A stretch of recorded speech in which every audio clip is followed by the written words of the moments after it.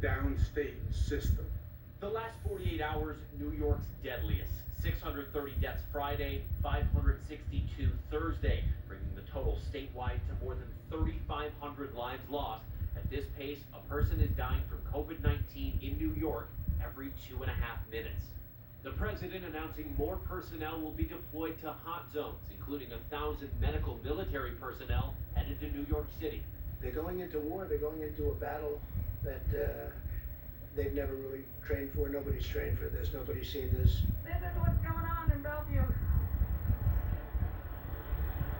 They're making portable morgues. This is my life. This is our life. Hospitals have been using these refrigerated trucks to store the bodies of COVID-19 patients because the morgues here in New York City are almost already full. But these mobile morgues are filling up themselves, to the point the Department of Defense is now sending 85 more of them to New York City.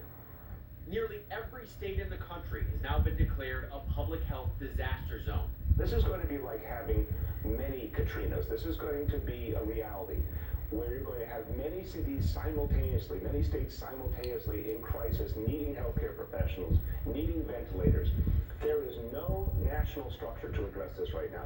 Louisiana's governor now extending his stay-at-home order until the end of the month, warning the state's hospital system may soon be over capacity. This convention center in New Orleans prepping for patients and an extra 200 ventilators from the national stockpile on the way. Of Louisiana's 12,000 COVID-19 cases, more than 400 died, a higher death toll per capita than New York City. We haven't even hit halfway. At Los Angeles Cedars-Sinai Hospital, emergency room doctors and nurses comparing their care to combat. This is a battle zone. I mean, it's a medical environment, it's loving, it's caring, but we have an enemy. California's governor addressing the state's backlog in testing. I'm not going to explain away why we didn't do more and better. All I can say is we're going to do more and better. At one point, nearly 60,000 Californians were waiting for their results. Now 13,000 are still pending. New Jersey's Governor Phil Murphy ordering all flags in his state flown at half staff, opening his news conference with a moment of silence, saying more New Jerseyans have now died from COVID-19 than on September 11th. Please let that sink in for a moment.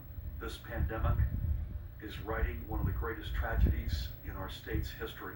The president urging all Americans to wear a face mask anytime they go outside.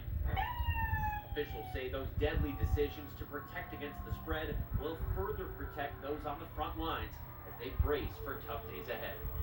All right, Trevor All joins us now from the Javits Center here in New York, that makeshift hospital that will be treating COVID-19 patients.